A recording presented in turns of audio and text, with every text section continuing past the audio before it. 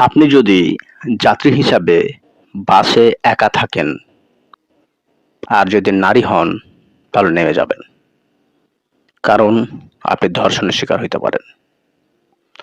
যদি পুরুষ হন তবুও নেমে যাবেন। কারণ আপনি ডাকাতির শিকার হইতে পারেন। মোবাইল, মানিব্যাগ ইত্যাদি ছিনতাই হতে পারে।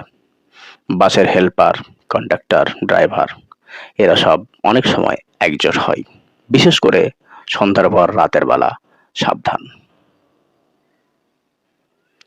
আপনি যদি কোনো কিছু রান্না করেন, চুলায় বসিয়ে দিয়ে কখনো হালকা তন্দ্রায় শেষে ঘুমাতে যাবেন না। মোবাইল টিপতে টিপতে কিছু করতে যাবেন না, বিশেষ করে শুয়ে শুয়ে। যদি ঘুমিয়ে যান, আপনার তরকারি রান্না কখন ফুটে আগুন জ্বলে যাবে আপনি টের পাবেন না। আপনি যদি সিএনজি, অটো রিক্সা ইত্যাদি যাতায়াত করেন, কোথাও যাচ্ছেন, মালামালটা রেখে কোনো কিছু কিনতে যাবেন, কিংবা বাসায় কোনো কিছু ভুলে গেছেন সেগুলো এনে আবার যাবেন, এই কাজ কখনো করবেন না।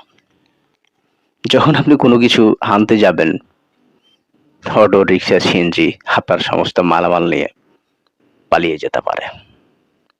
চলাফেরা করার সময় কখনো চিপা গলি দিয়ে চলাফেরা করবেন না, বিশেষ করে সন্ধ্যার পর রাতের বেলা, কিংবা এমন সময় যখন ওই এলাকাটাতে মানুষ খুব কম থাকে।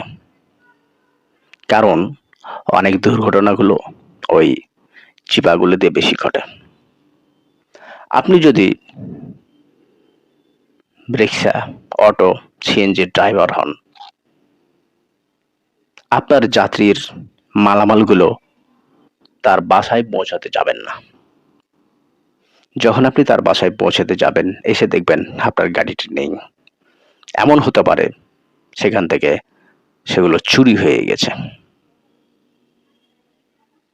দিন শেষে জীবনটা আপনার। সতর্ক আপনাকেই হতে হবে। আমি আমার অভিজ্ঞতা শেয়ার করলাম। ভালো লাগলে শেয়ার করুন। ধন্যবাদ।